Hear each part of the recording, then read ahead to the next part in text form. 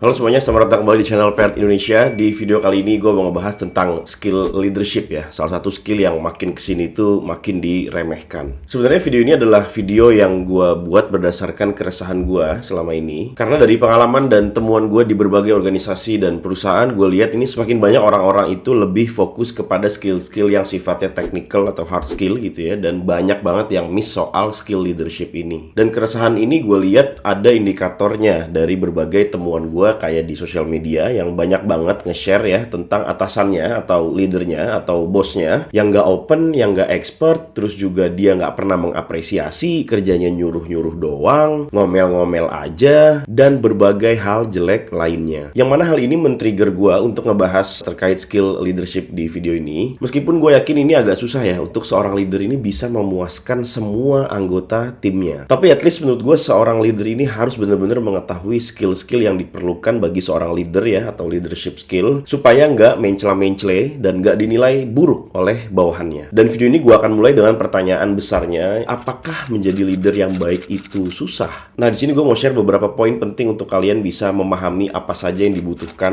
untuk menjadi seorang leader yang baik. Yang pertama adalah acknowledge mistakes and apologize ya. Jadi seorang leader yang baik itu tidak takut untuk mengakui kesalahannya. Justru dengan kerendahan hati dan kemauan untuk meminta maaf, seorang leader dapat membangun kepercayaan dengan timnya. Jadi timnya ini bisa percaya dengan dia gitu ya. Dan hal ini juga nanti akan menunjukkan bahwa seorang leader ini akan terbuka untuk belajar dan berkembang dan juga tidak ingin selalu tampil sempurna. Itu tadi poin yang pertama. Sekarang kita masuk ke poin yang kedua, yaitu give recognition and appreciation. Seorang leader yang bijak akan memahami bahwa setiap anggota tim itu memiliki kontribusi yang berharga ya. Oleh karena itu penting bagi seorang leader untuk selalu memberikan penghargaan dan apresiasi atas berbagai usaha dan pencapaian yang dilakukan oleh anggota timnya. Hal ini tentu saja dapat memotivasi anggota tim untuk terus bekerja keras dan selalu memberikan yang terbaik di setiap kesempatan. Oke, kita masuk ke poin yang ketiga, yaitu listen and receive feedback. Seorang leader yang efektif tidak hanya mampu berbicara ya, jadi dia nggak cuma ngomong doang gitu bisanya, tapi juga mampu mendengarkan. Leader yang baik harus terbuka untuk menerima masukan dan juga pendapat dari anggota timnya. Hal ini dapat membantu si leader untuk membuat keputusan yang lebih baik, karena biasanya banyak saran-saran dari tim ya, itu yang lumayan praktikal, yang bisa diterapkan gitu ya, dan benar-benar data mungkin dari lapangan langsung gitu kan. Nah itu tadi poin yang ketiga. Sekarang kita masuk ke poin yang keempat, yaitu offer help and support. Seorang leader yang peduli itu akan selalu siap untuk membantu anggota timnya. Hal ini akan menunjukkan bahwa si leader tersebut peduli dengan anggota timnya dan ingin membantu anggota timnya tersebut untuk selalu sukses gitu ya. Dukungan dan bantuan dari leader ini juga dapat memberikan semangat dan motivasi bagi semua anggota tim untuk mencapai tujuan bersama yang sudah diset sebelumnya. Poin yang kelima yaitu adalah show trust ya. Jadi kepercayaan merupakan fondasi utama dalam sebuah tim. Leader yang baik harus memiliki kepercayaan kepada anggotanya dan juga berlaku vice versa ya. Hal ini tentu saja dapat memberikan anggota tim rasa aman ya dan juga keyakinan untuk melakukan pekerjaan mereka dengan baik. Jadi intinya seorang leader itu harus memberikan trust kepada timnya atau mempercayai timnya. Tapi dengan catatan timnya juga dapat dipercaya dan juga percaya dengan atasannya. Jadi ini berlaku vice versa. Oke? Poin yang terakhir yang keenam yaitu lead by example ya. Leader yang inspiratif pastinya akan memimpin dengan teladan. Artinya si leader ini harus menunjukkan perilaku yang ingin mereka lihat dari anggota timnya. Gue ambil contoh misalnya jika seorang leader ini pengen timnya itu disiplin dan bertanggung jawab, maka dia pun harus menunjukkan disiplin dan bertanggung jawab dalam kesehariannya. Jadi buat kalian para leader yang ingin timnya memiliki satu aktivitas atau satu kebiasaan tertentu, maka kalian sebagai leader harus menunjukkan dulu kebiasaan tersebut atau aktivitas tersebut supaya tim kalian ini bisa melihat kalian sebagai seorang yang bisa diteladani, sehingga mereka akan secara otomatis juga meneladani kalian dan mencontoh kalian. Jadinya ya kalian menang juga gitu sebagai leader. Oke, kesimpulannya menurut gua seorang leader yang baik itu bukan sekedar terkait otoritas dan jabatan aja ya, tapi juga bagaimana seorang leader ini bisa menginspirasi, bisa memotivasi dan juga bisa membimbing anggota timnya untuk mencapai tujuan bersama. Dengan menerapkan prinsip-prinsip yang tadi gue share di video ini, gue yakin setiap orang punya potensi untuk dikembangkan ya sebagai pemimpin dan juga bisa membawa perubahan positif bagi timnya. Nah jadi buat kalian para leader, apakah kalian sudah menerapkan prinsip-prinsip yang tadi gue share dan apakah kalian nyaman sekarang kerja sebagai leader di perusahaan tempat kalian bekerja saat ini? Misalnya kalian sudah nyaman, dilanjutkan dan diimprove terus kemampuan leadershipnya. Tapi Tapi buat kalian mungkin para leader yang udah anyep ya kerja secara langsung di kantor secara offline dan kalian pengen kerja secara remote, coba deh kalian cek link yang ada di kolom deskripsi di bawah, karena Path Recruiting Indonesia menyediakan berbagai lowongan kerja secara remote di overseas company. Silahkan disesuaikan posisinya dengan skill, pengalaman, dan juga expertise kalian, dan gue doakan semoga kalian bisa diterima kerjaan secara remote ya, karena kerjaan remote tuh asik banget. Kalian cek aja channel ini, video-videonya udah banyak gue bikin ya, silahkan dicek. Oke? Ya mungkin itu aja untuk video kali ini. Jangan lupa di like video ini apabila kalian menyukainya. Jangan lupa juga di subscribe channel ini buat kalian yang pengen nonton video-video kayak gini lagi selanjutnya. Diaktifkan juga bell notification-nya supaya kalian gak ketinggalan saat ada video baru di upload. Terima kasih sudah menonton video ini. Gue Billy Dolmen dan sampai bertemu lagi di video selanjutnya.